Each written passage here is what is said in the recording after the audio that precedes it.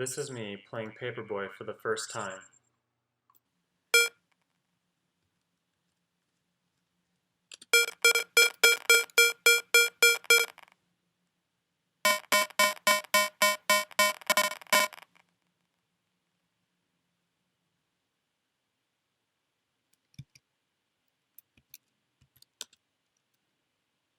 I totally missed that.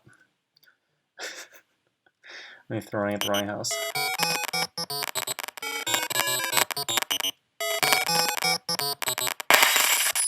Oh, I just went through the window. Oh, another one.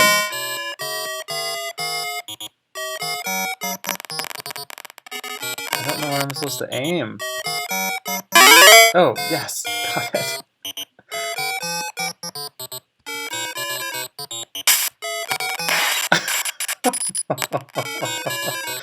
Where's your mailbox? Oh.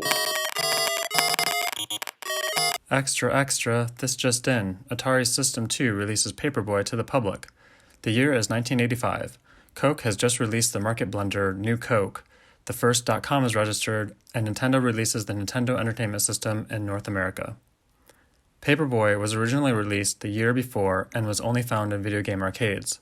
The arcade game was complete with bicycle handlebars that the player used to maneuver the character in the game.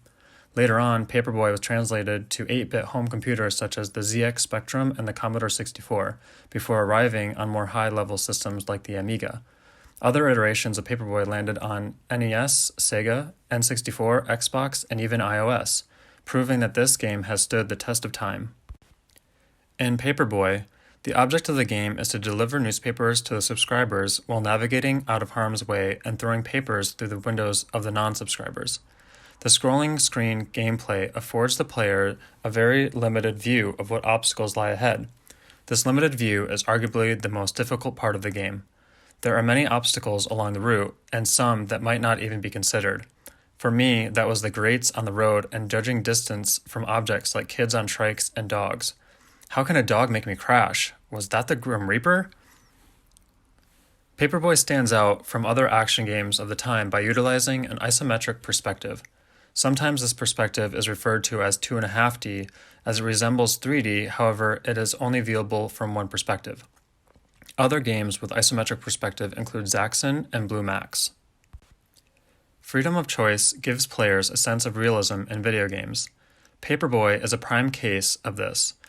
In Paperboy, the player can decide if they want to complete the game by accruing points by successfully launching the papers onto the porches and into mailboxes, or they can be destructive to the property of those on the paper route. This facet of the game makes players come back to play over and over. Other examples of freedom of choice as seen in Paperboy can also be seen in contemporary titles like Grand Theft Auto and The Walking Dead. What Paperboy lacks in having a complicated plot and compelling story, it makes up for with difficult gameplay.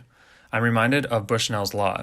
Atari's founder, Nolan Bushnell, is quoted as saying, "All the best games are easy to learn and difficult to master. They should reward the first quarter and the 100th." So, did you get your newspaper today, or a broken window?